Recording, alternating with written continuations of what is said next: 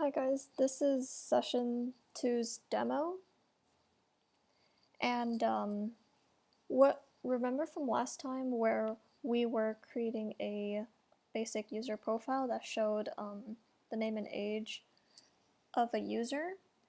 Today we're going to expand on this by creating a multi-view application that will let the user input their own name and age in a separate view through text fields, and then we'll show those inputted values into a view just like this. So first, remember from last time our code was like this, where we had some IB outlets and then set their values through a programmatically created user object. So now we're going to be adding some extra things to our storyboard. So first, we're going to need another view for our input fields, so we can drag out another view controller here. And then this view controller, we can embed it in a navigation controller. So again, that was in editor, embed in navigation controller when you click on this view. So we can reposition these. A navigation controller is basically, it creates this nav bar you see here. And it's important that this arrow here is set to start at this navigation controller. And this arrow in storyboard refers to where your app first goes to, like which view it goes to when you first start the app. So if we just run it now, then we should just see a blank screen with a navigation bar at the top. So as you can see, we do have the blank screen, and then this light gray bar at the top here is the navigation bar, and it can show like a title, and also if you have multiple views, it will show a back button whenever you go on to another view. So also, as you can see when you run it again, this blank view controller actually is embedded inside this navigation controller. So although in storyboard there's another view here that's completely light gray, this doesn't actually show up, and actually any view controllers that are connected to this navigation controller are embedded into it, where this navigation bar is overlaid on top of all the view controllers that are connected to it. So let's try setting up this view controller here. We'll pull out some labels into it to label our text fields. And then we'll add some text fields to this view.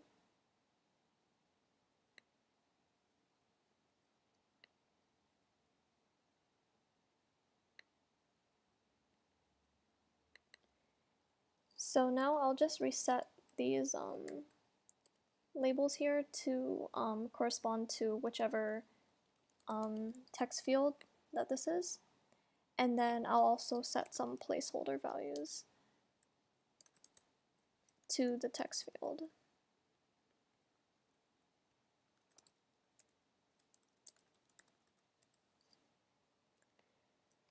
So now I'm going to introduce Autolayout here in the storyboard, and Autolayout is basically how in iOS you format any views you have. Like, what we want to do this time is set both of these text fields to 100% width of the screen while also keeping these margins at the edge.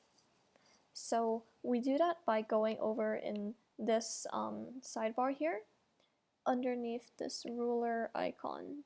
And then we see that in Autolayout, we can set like what type of constraints we want the view to have. So as you can see from this graphic here, the red part is whatever view you've selected, which is the text field, and then this kind of graphic here, this animation here, shows you how our view or how our object is going to respond depending on the screen size. So what happens is our text field will stretch horizontally depending on the width of the screen.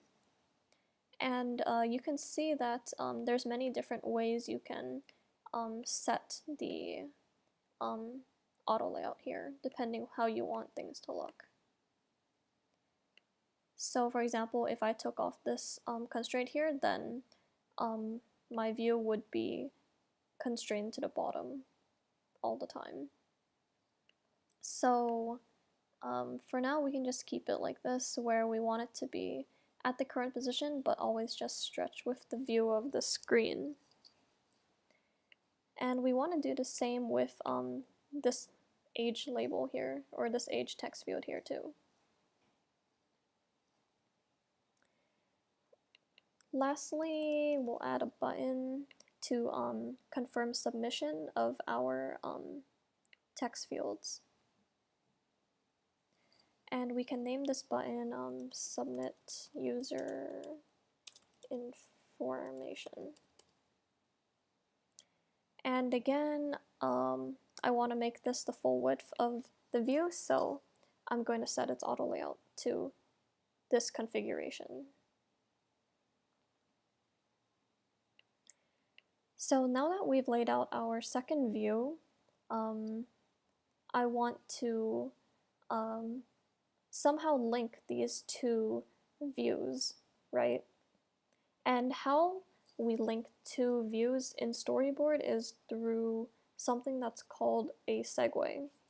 And a segue is the connection between two view controllers and views in Storyboard. So how we can create a segue is by control clicking on this button, and we choose this button because that's the object that we want to trigger this transition of views. And after control clicking, we can drag onto the view we want to transition to.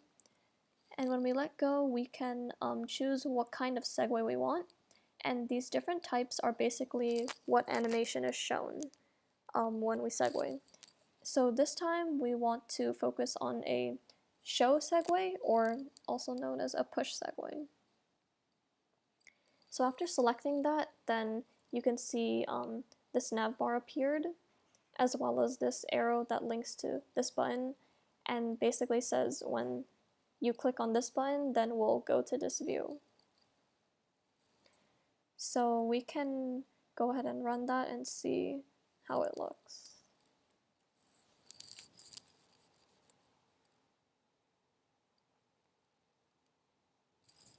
So if we click submit user information, then as you can see, we've transitioned to this view here. And there's also a back button here to return back to our original view.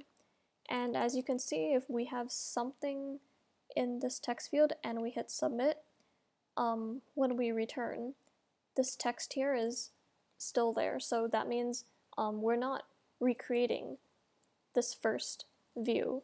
We're just overlaying a second one on top of it, and the navigation controller right here, which is the nav bar, allows us to return back to our original view.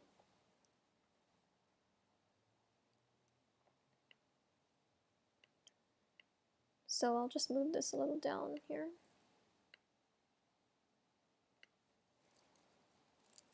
Okay, so now, now that you see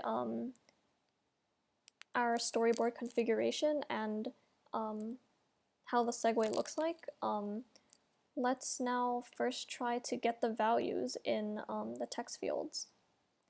So first, we can create a new view controller through File, New File, and we'll subclass it off of a UI view controller named submit user view controller.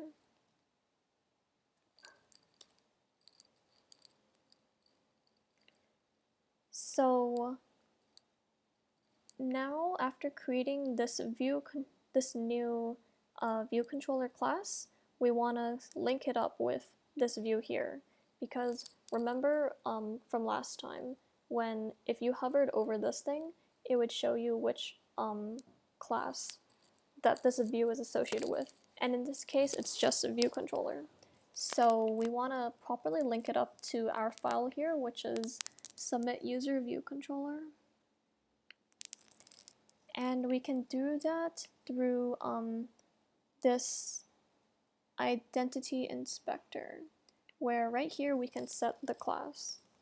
And so as you can see, submit user view controller auto-completed, and if you hover over here again, then you see the correct view controller was linked to this view in the storyboard. So now, let's pull out the side-by-side code editor and create some IB outlets from the text field to our view controller class.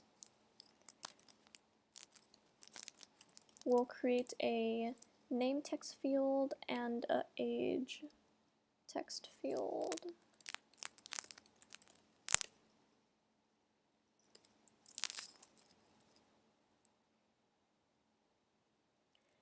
So as you can see, these two IB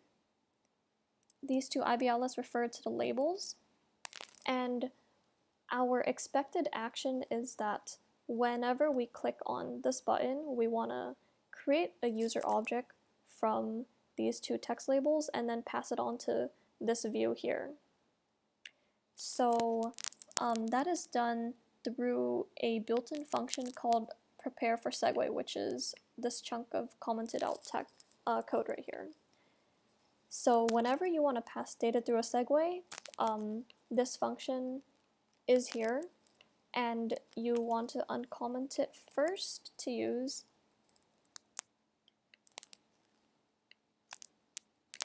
And as you can see here, this commented part, which is already given to you, kind of tells you how you should prepare for the segue and pass data. So it tells us first to get the new view controller using the segue destination, and then we want to pass our data to the new view controller. So this is done by first checking for a segue identifier.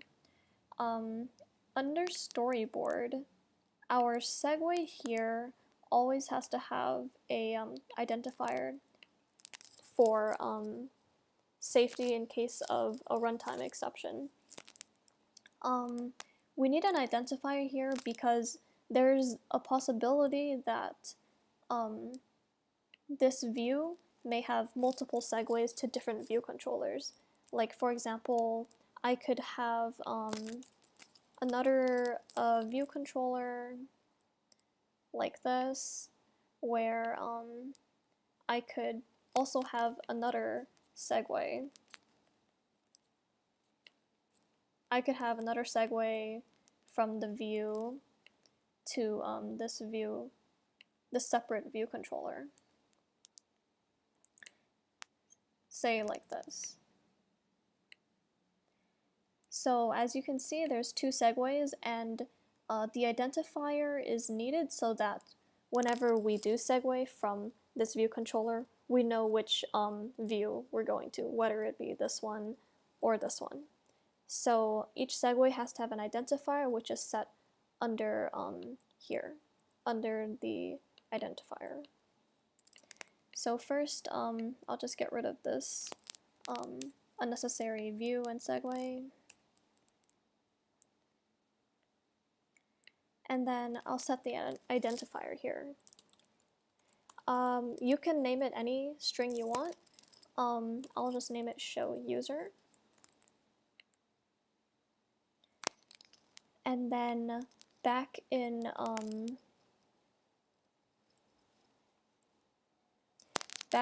our view controller class, we'll start implementing prepare for segue. As you can see, this function prepare for segue takes in a storyboard segue, which is what we saw here. And then sender here doesn't really matter because you won't be using that parameter much. So the main format of this function is quite a standard format where first you want to check the segue identifier. So standard steps for prepare for segue include first checking the segue identifier, and then these two steps here.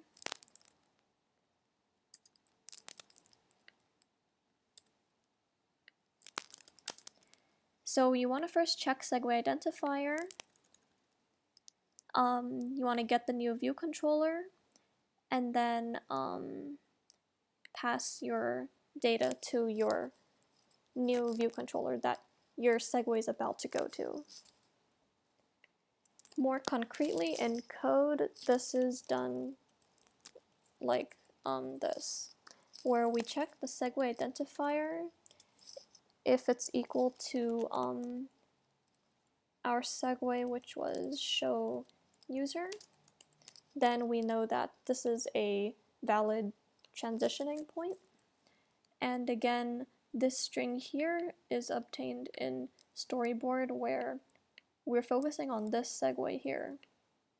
And the identifier is found here, show user. So after checking for that, then we want to get the new view controller.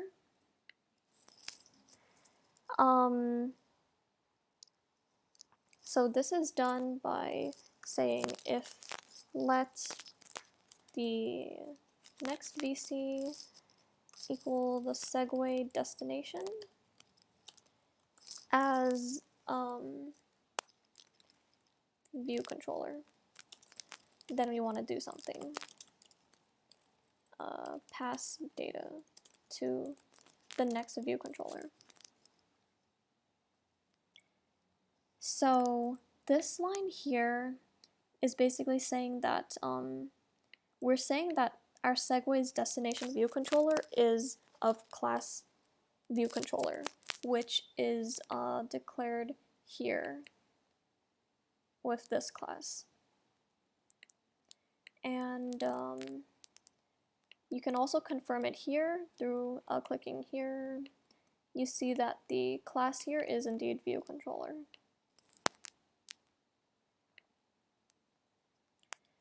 So since view controller here accepts a user object, we don't want a hard-coded user object right now. So we'll just set it to no value, and we'll make it a optional value because this means that there could be a user or there doesn't have to be a user. But if there is, then we want to show, we want to set the labels text to the user properties. To prevent a error here, we want to make sure that the user object actually exists by unwrapping our optional. Unwrapping optionals in Swift was discussed earlier in the slides, and how that's done is by checking if our submitted user is a non-nil object, then we will execute the code block in these curly brackets.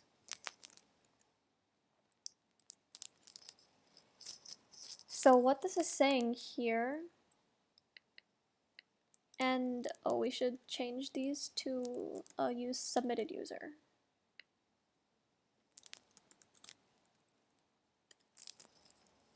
So what this code block is doing here is basically it's saying if self.user contains a proper user object, then we will instantiate a variable called submitted user that is set to the value of self.user, and then we will set our text labels, our labels text to the value in that user. But if self.user is not a real object, it's nil, then none of the labels will be set.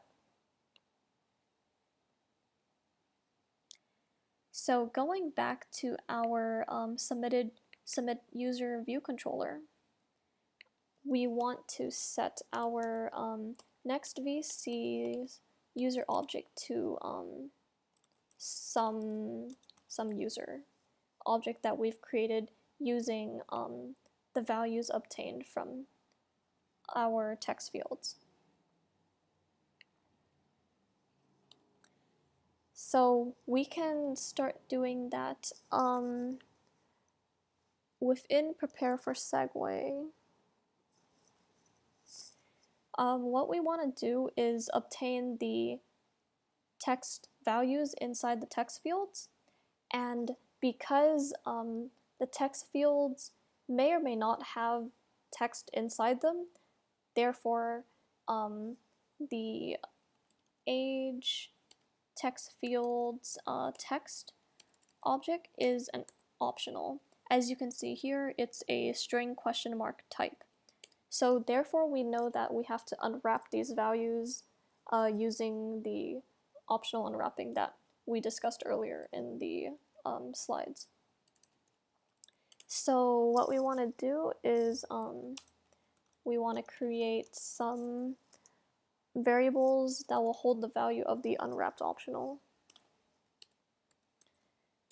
So if let name equals self name text field dot text, and we can also do this for our age text field too.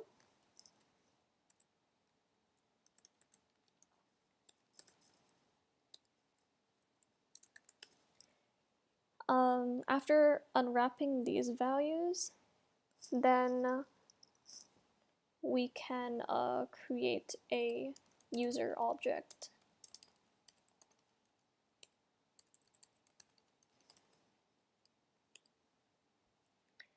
We'll instantiate a user object with this name we made here, and then also age can be instantiated with age that we obtained from this text field. So after creating this user object, we can move this block of code back into this block here and set our the user of our next VC to this user object we made out here. So overall, in prepare for segue, we wanted to first check the segue identifier, then we want to construct our object, which was the user, to prepare to pass it to our destination view controller. Then we actually set up the destination view controller and set its user property to the one we just constructed up here. And again, this line here means that we're getting the destination view controller of our segue, and we're hinting to the compiler that the class of that is called view controller, which is this class right here in this file. and then we're setting it to next VC. Then inside that block, we set next VC's user property to our constructed one.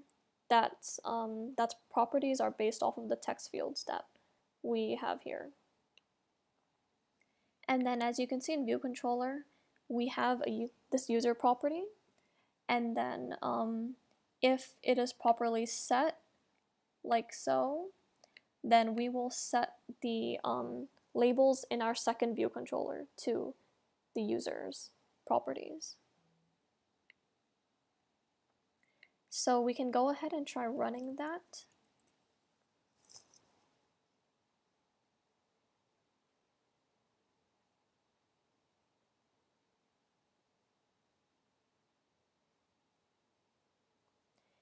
And if I try entering my name and age and hit submit, then as you can see here, my information is properly shown. And if I change this to some other values, then they also correctly show.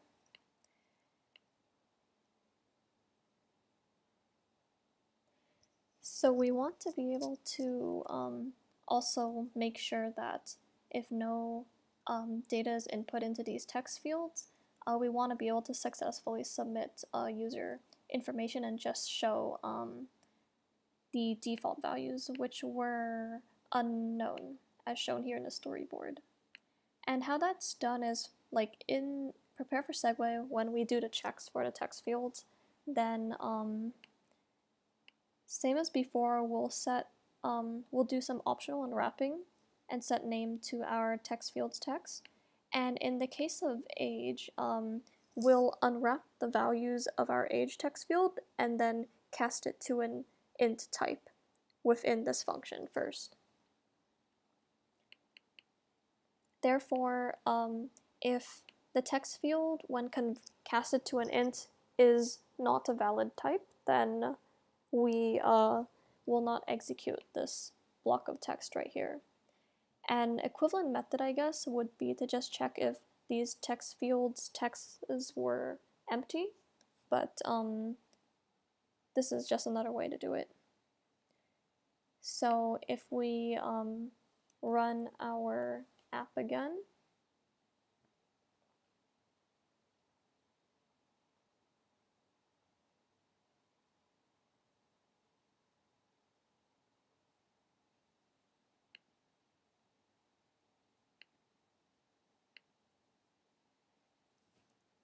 it's running kind of slow.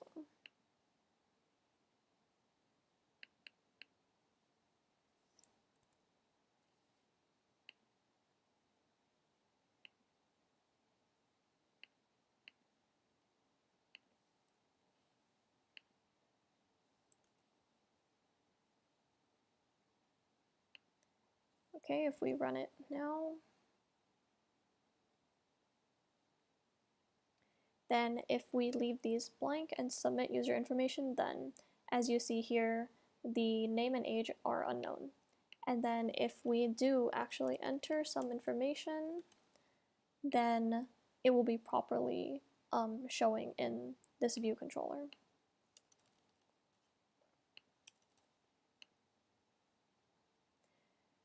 So that wraps up this demo for session 2 of the iOS course. I hope it makes sense, and as an overview, again, the bulk of what this tutorial covered was Prepare for Segue, where we always want to check the identifier for the segue and then pass our data to the new view controller. That is our segue's destination.